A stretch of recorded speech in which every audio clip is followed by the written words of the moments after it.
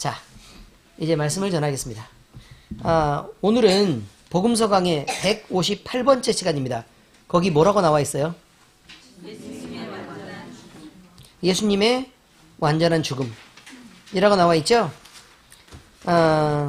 오늘 본문은 십자가에서 돌아가신 예수님을 장례하는 내용과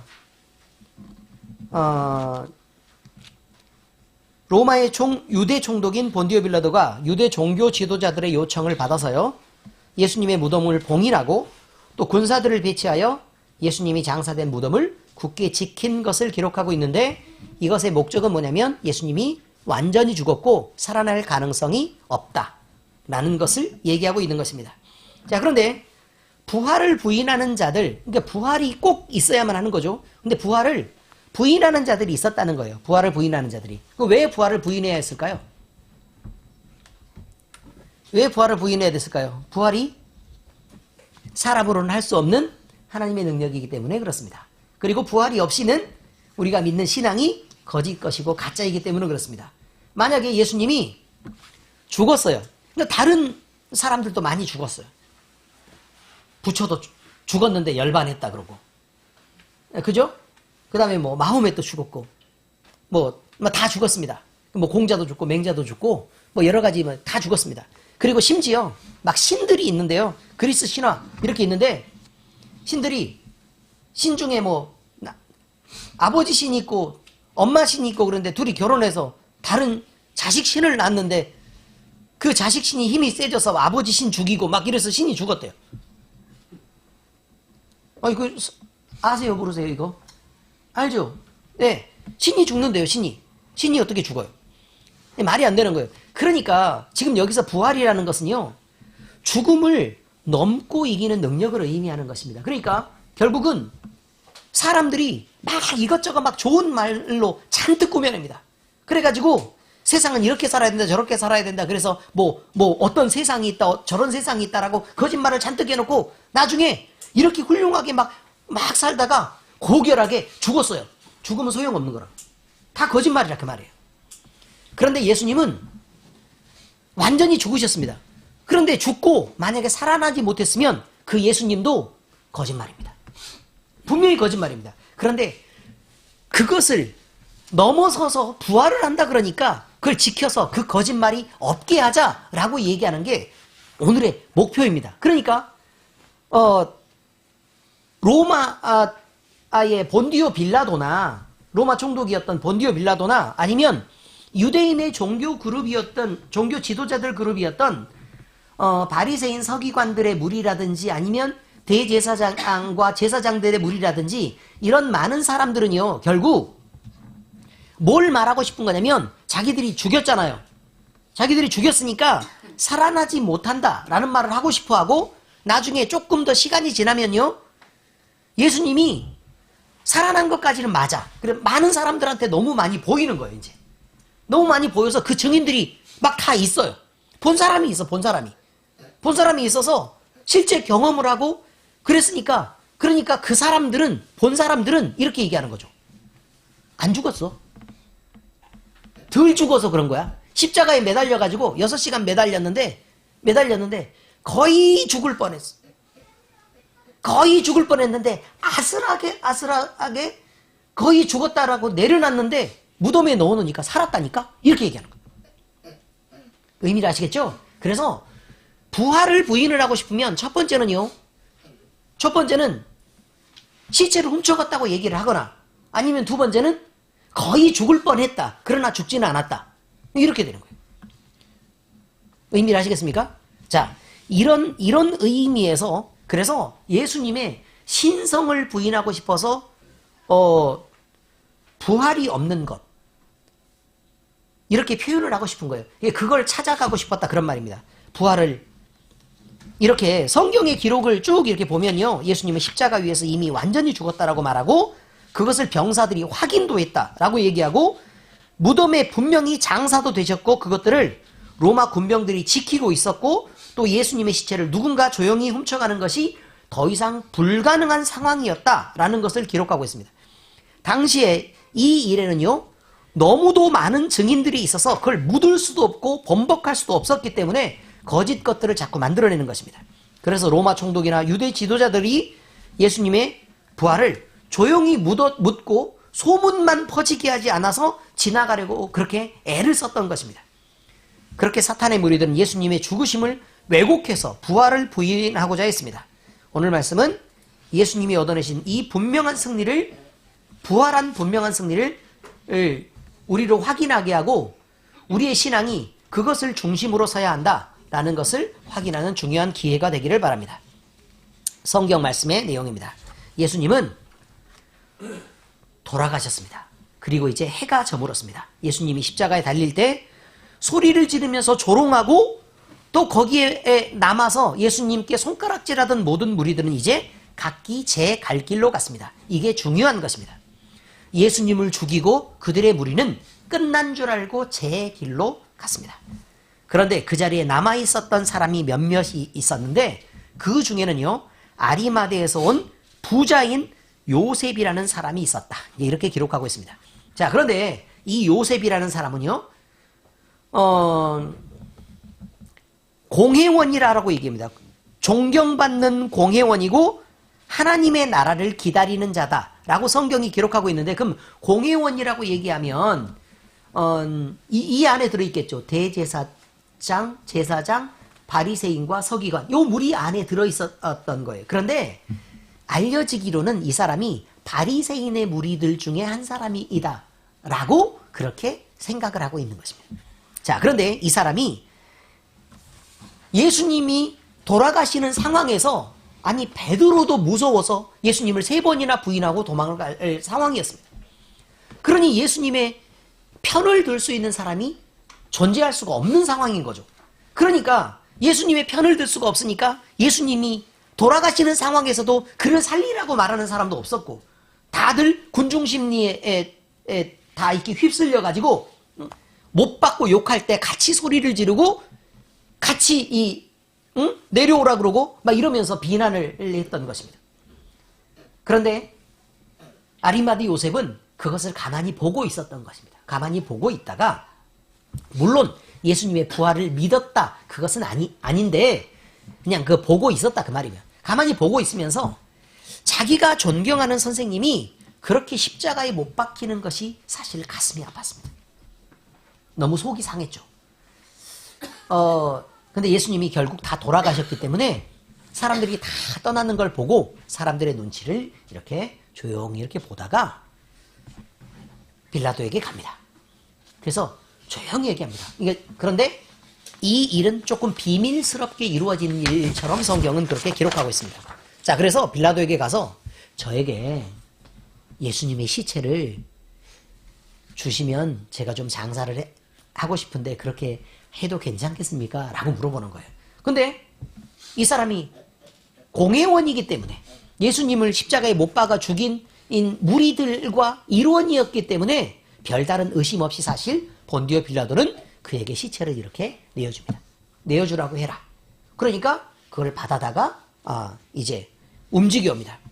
자, 이렇게 시체를 가져온 아리마대 요셉은 니고데모가 모략과 침향을 가지고 왔는데, 그 니고데모가 가져온 모략과 함께 깨끗한 세마포로 이렇게 예수님을 감싸서 장례를 치릅니다. 그리고 그는 자기 자신이 죽으면 들어가려고 준비했던 빈 무덤이 있는데, 그 무덤은 바위에 구멍을 이렇게 뚫어가지고요, 바위에 구멍을 뚫어가지고 만든 바위굴이었습니다. 그 무덤에 예수님을 안치하게 됩니다.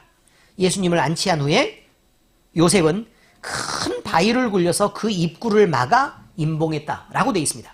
자, 그런데 여러분, 이제 이게 그냥 돌이 이 정도 크면 한 사람이 이렇게 굴려서 움직일 수 있겠죠. 움직일 수는 있겠죠. 여자들이 움직이기는 쉽겠습니까? 여자들이 2명이면 어떻습니까? 어렵겠죠. 그러면 이만큼 크면요, 움직여지나요? 흔들바위가 흔들립니다, 여러분. 흔들바위 흔들리는데 여러분, 굴릴 수는 없습니다. 아시죠? 그렇습니다. 자, 무덤의 입구를 막은 것은 돌이 아니라 무거운 바위였습니다. 이 바위는 둥근 원형으로 되어 있지만, 물론 흔들바위도 동그랗게 생겼어요. 원형이지만 그 무게가 어느 정도 나가냐면요. 1.5톤에서 2톤 나가는 무게입니다. 어떻습니까? 움직일 수 있나요, 이제? 택도 없는 일입니다. 바로 그 얘기를 말하고 있습니다. 그곳의 위치는 예루살렘 근처의 라마다임 산지에 있는 고원지대입니다. 그러니까 조금 산에서 조금 높은 지역에 있는 위치에 있었는데 아리마대 요셉은 자신이 아끼고 사랑했던 주님의 죽음을 보고 아픈 마음으로 자기가 장사 지내야 되는 그 묘지를 내어주며 정성껏 장례를 치러주었던 것입니다.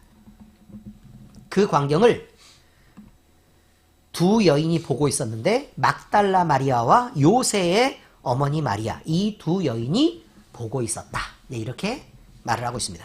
자, 예수님의 몸은 무덤에 있었습니다. 그러나 예수님의 영혼은 완전히 죽어서 음부까지 내려갔었습니다. 이게 굉장히 중요합니다.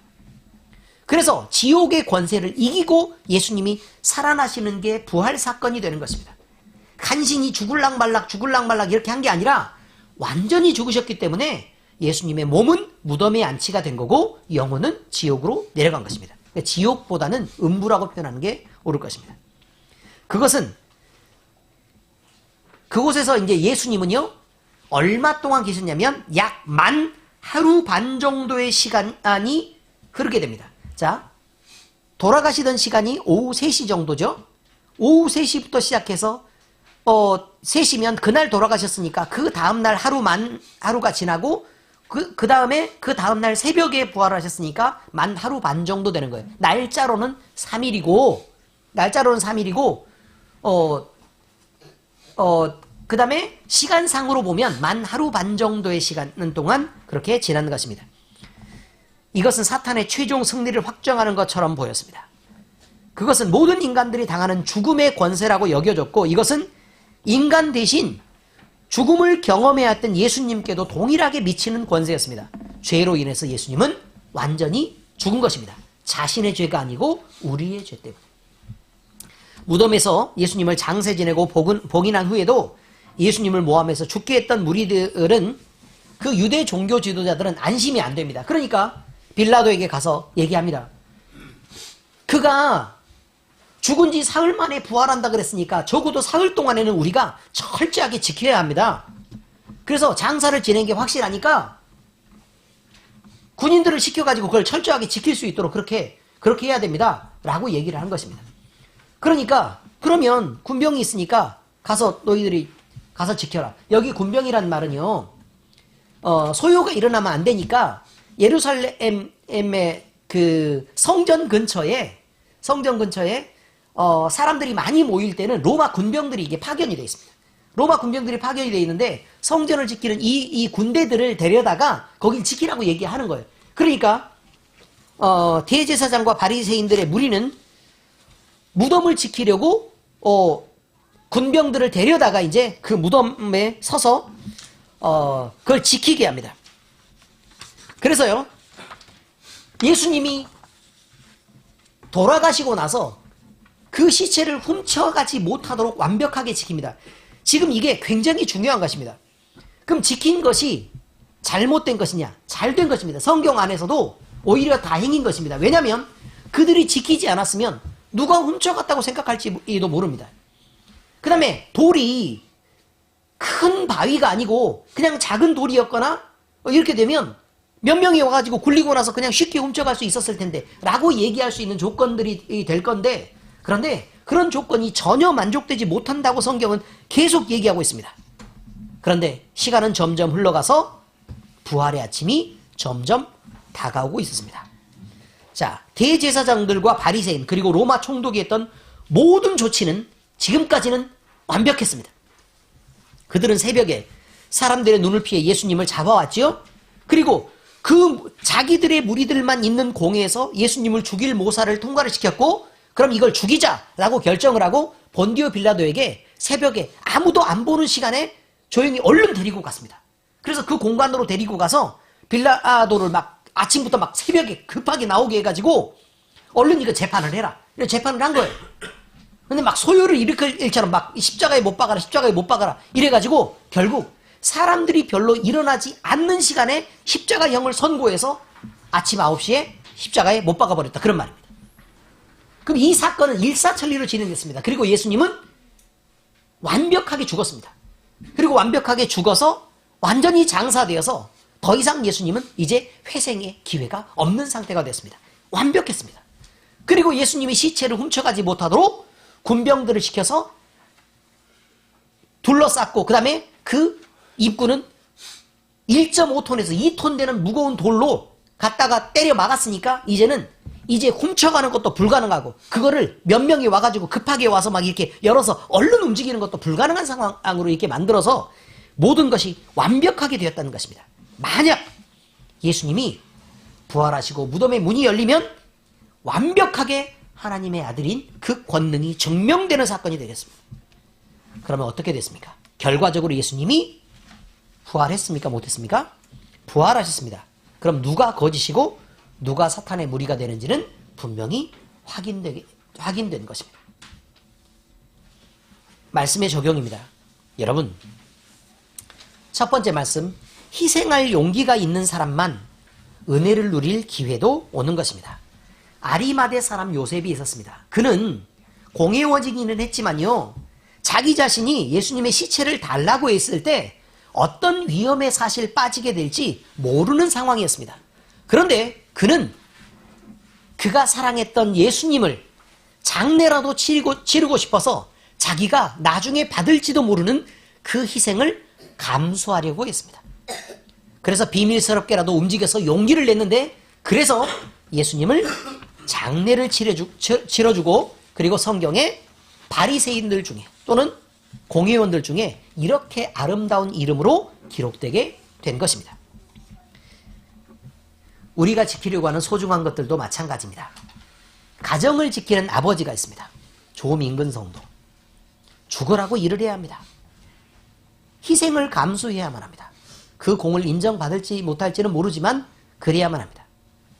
아버지는 아버지이기 때문에, 그렇다고 아버지만 그런 게 아니라 어머니는 어머니이기 때문에 그 이름으로 자녀를 기대하는 자녀들도 내가 우리 엄마 아버지의 자녀이기 때문에 자기 자신의 마음대로 살 수 있는 것들을 접고 애써 부모님의 눈치를 살피고 또 그 마음을 배려해서 그렇게 움직입니다. 이건 모두가 희생입니다. 직장을 지키는 것도 마찬가지입니다. 우리가 소중하게 생각하는 직장은 돈이 그냥 우리에게 그냥 떨어지는 게 아닙니다. 참고 양보하며 노동을 해야 하고, 그리고 희생해야 얻어지는 것입니다. 우리의 소중한 친구들도 우리가 관심을 갖고 아껴야 유지되는 것입니다. 우리의 소중한 미래도 마찬가지고, 특별히 우리의 신앙 역시 희생 없이 그냥 우리가 즐겁게 하고 우리가 만족하는 것들, 우리가 마음대로 하고 싶은 걸 다 해서 지켜지는 게 아니라는 것입니다. 여러분의 소중한 것을 지켜내고 싶습니까? 그러면 여러분은 얼마만큼의 희생을 감수해야 하고 여러분 속에 특별한 절제가 있어야 합니다. 이것을 기억해야 합니다. 이것은 여러분이 참고 견디는 것을 고난이라고 느낄지도 모르겠습니다. 그러나 이것을 지키기 위해서는 그 고난을 이겨내야 하는 것도 잊지 말아주시기를 바랍니다. 두 번째입니다. 죽어야 살고 져야 이기는 법칙이 있습니다. 예수님의 죽으심은 모든 믿는 자들을 구원할 능력이 되셨습니다. 만약에 예수님이 죽지 않았습니다. 그럼 어떻게 부활하죠? 죽지 않고 어떻게 부활하겠습니까? 말이 안 되는 것입니다. 만약에 십자가의 죽음을 회피하셨습니다. 만약에 그랬더라면 우리는 그럼 어떻게 살겠습니까? 말이 안 되는 일입니다. 그러므로 죽어야 살고 져야 이기는 싸움이 있다는 것을 여러분들이 기억해야 합니다. 우리에게도 참 이 일은 어려운 일입니다. 모든 일에서 져주기가 참 쉽지 않습니다. 그것이 아무리 사소한 일이라도 우리는요, 모든 일을 만났을 때 먼저 내 자존심이 먼저 내세워지고요, 그렇게 중요하지 않은 일에도 번번이 대립해서 이기려고 합니다. 아주 간단한, 집에서 일어나는 아주 간단한 상황 속에서도 우리는 그것을 양보하지 못하기 때문에 늘 문제가 되고 싸움이 일어납니다. 그런데 우리가 살려고 발버둥 치는 일이나 반드시 이기려고 애썼던 그 일들은 시간을 지내고 나면요, 그렇게 대수롭지도 않았던 일인 것을 알게 되고 별일 아닌 것을 우리가 나중에 느끼게 됩니다. 그때 저도 괜찮았을 것을 이라고 후회하게 됩니다. 지난 시간 부부간의 대화가 어땠습니까? 그 대화에서 우리가 좀 저도 괜찮지 않았습니까? 자녀를 키우는 방식은 어떻습니까? 우리가 맹렬하게 내가 꼭 고집하는 방식으로 자녀를 키우지 않아도 이 아이는 충분히 행복하고 잘 자랐을 만한 그런 성품을 갖지 않았습니까? 친구를 만나는 일은 어땠습니까? 친구를 만나고도 우리가 꼭 고집해서 그 친구 위에 서야만 우정이 유지가 되거나 그 친구가 나를 중요하게 여기거나 하는 일은 아니지 않습니까? 교회에서 교우 간에 부딪히는 일 역시 마찬가지라는 얘기입니다. 그래서 반드시 이기지 않아도 대단한 일이 벌어지지 않습니다. 뭐 남전도회 회장, 여전도회 회장, 뭐 누가 세워지느냐에 따라서 막 이렇게 일련이 막 좌우될 것처럼 보이는데 여러분 그렇지 않습니다. 별일 일어나지 않습니다. 이전까지는 실수를 좀 해도 여러분 괜찮습니다. 지금까지 겪었던 많은 일들은 우리가 죽고 사는 문제가 아니었다라고 우리가 아는 것만으로도 괜찮다 그 말입니다. 이제 넉넉하게 웃으며 지나가도 괜찮습니다. 그러니 지금부터는 좀 더 양보해서 덜 이기기로 마음 먹고 그저 평안하게 사시면 되는 것입니다. 우리는 세상에서 억지로라도 이기라고 사탄은 우리를 유혹하겠지만 예수님의 사랑을 받은 우리는 져야 하고 양보해야 하며 또 그렇게 사는 넓은 아량을 가져야 합니다. 그런데 이것은 신앙 안에서 바로 섰을 때 얘기라는 사실을 명심해 주시기 바랍니다. 세 번째 이야기입니다. 사탄의 어떤 공격이 있어도 진리를 가진 자는 반드시 승리하게 됩니다. 우리가 그렇습니다. 예수님의 죽음을 감추고 그의 부활을 감추려는 모사들이 있었습니다. 사탄의 공격은 치밀했고 맹렬했으며 성난 파도처럼 해일처럼 모든 것을 한순간에 덮쳐서 삼켜버렸습니다. 그래서 예수님이 만들었던 그 이스라엘 유대 땅 안에 있는 그 모든 것들이 한순간에 무너져 버렸습니다. 아무것도 남지 않은 것처럼 보였습니다. 예수님의 죽음이 그랬고 제자들의 흩어짐이 그랬고 모든 사람들이 예수님을 욕하는 것 역시 그랬습니다. 뿐만 아니라 예수님을 따르던 그 무리들도 언제 예수님과 함께 있었냐는 듯 한순간에 그를 잊어버리고 말았습니다. 기억이 그렇다 그 말입니다. 우리라고 다른 것 같습니까? 별반 다르지 않습니다. 우리는 은혜를 받았습니다. 그러나 우리가 잊고 살았고 맹렬한 하나님의 열심을 가질 것처럼 얘기했습니다. 그러나 우리는 늘 졸린 눈을 가지고 뜨뜻 미지근한 신앙으로 늘 나태해 있었습니다. 새 삶을 살겠다고 다짐한 게 한두 번이 아닙니다. 그런데도 옛 습관을 벗지 못하고 또 그 수렁에 다시 빠지고 다시 빠지면서 헤매는 그런 일들을 늘 반복하고 있습니다. 오늘 송태진 간사 기도하는 거 들으셨죠? 쉽지 않단 말입니다. 그게. 우리는 은혜에 합당하게 살 수 있는 그런 실력을 가진 사람들이 아닙니다. 그래서 우리 자신을 바라볼 때 늘 우리는 마음이 아프고 부끄럽고 늘 죄송합니다. 그러면 이런 우리니까 하나님을 믿을 자격도 없고 그래서 예수님을 그때 그 무리들처럼 버리고 떠나시겠습니까? 실력이 없고 인내심도 없으니까 예수님을 떠나버리겠냐 그런 말입니다. 그래서 하나님 없이 여러분이 사실 수는 있습니까? 그런데 말입니다. 이런 우리의 모습을 몰라서 헛된 기대를 품고 우리 예수님이 우리를 위해 죽어주신 것이 아닙니다. 예수님이 몰라서 죽은 것도 아니고 우리가 이럴 줄 예상하지 않아서 죽은 것도 아닙니다. 이미 알고 계신 죽음이었습니다. 그리고 그 죽음을 예수님은 기뻐하셨습니다. 우리의 부족함과 우리의 모든 나약함을 다 아시는 예수님이 그것을 알매도 불구하고 우리를 위해 죽어주셨습니다. 그런데도 여전히 흔들리고 당황하며 예수님을 떠나시겠습니까? 우리가 약하기 때문에 강한 예수님을 붙잡아야 합니다. 우리가 못났기 때문에 예수님이 필요한 것입니다. 우리의 악함을 스스로 벗을 수 없어서 십자가의 보혈이 필요하고 우리의 죄된 모습을 스스로 떠날 수 없어서 하나님께 부탁하는 것입니다. 이것이 예수님을 믿는 우리의 간절함입니다. 이런 소원들이 있어야 합니다. 여러분은 결혼을 왜 하셨습니까?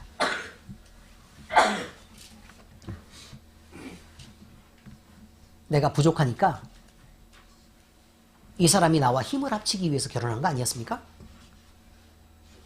부모를 왜 인정하고 그 자리에 머물러 계십니까? 내 약함을 인정하는 거 아닙니까? 그런데 왜 자꾸 더 대들고 왜 싸우려고 하십니까? 왜 자꾸 부딪히십니까? 그런 것은 옳은 게 아닙니다. 그런데 우리는 이렇게 나약하고 볼품없어도 하나님의 열심은 우리를 실패가 결과되도록 내버려 두지 않으실 것입니다. 그것이 하나님의 사랑입니다. 그것이 하나님의 열심입니다. 우리는 이미 하나님의 그런 사랑을 받았고 또 그 사랑을 지금도 받고 있고 지금도 누리면서 사는 하나님의 자녀들입니다. 우리는 그 거룩한 이름을 가졌습니다. 그 이름이 있는 한 우리는 절대로 실패하지 않을 것입니다. 힘을 내고 용기를 내시기 바랍니다. 기도하시겠습니다. 하나님 아버지 감사합니다. 우리는 우리 스스로 죽어야 살고 져야 이기는 원리들을 인정할 수 있기를 바랍니다. 우리 마음속에 생명이신 우리 예수님이 오셨을 때 이미 우리는 우리의 영혼이 깨끗이 씻겼고 우리의 죄의 모습에 더 이상 살지 않도록 이미 인쳐진 것을 알게 되었습니다. 아버지 하나님, 사탄이 우리를 시험하며 너는 실패할 자다. 너는 넘어질 자다. 그래서 능력이 없다. 너는 볼품이 없다. 너는 무너져야 된다. 너는 망해야 된다. 라고 얘기하지만 아버지 하나님, 우리 스스로 능력 때문에 그 사탄의 유혹을 이기는 것이 아니라 하나님의 열심이 우리를 향해 있고 그 열심이 너무 맹렬해서 우리가 이기는 것을 믿게 하시옵소서. 그래서 아버지 하나님, 늘 아버지 하나님 신앙생활을 할 때 우리가 늘 승리하게 하시고 우리를 사랑하셨고 그리고 사랑하시고 영원히 사랑하실 우리 하나님의 열심을 인하여 우리가 아버지 하나님 우리의 신앙생활에 늘 희망을 품게 하시고 늘 승리 가운데 나아가게 하시옵소서. 그래서 아버지 하나님, 우리가 싸우고 지는 것이 아니라 양보하고 이기는 삶을 살아가게 하시옵소서.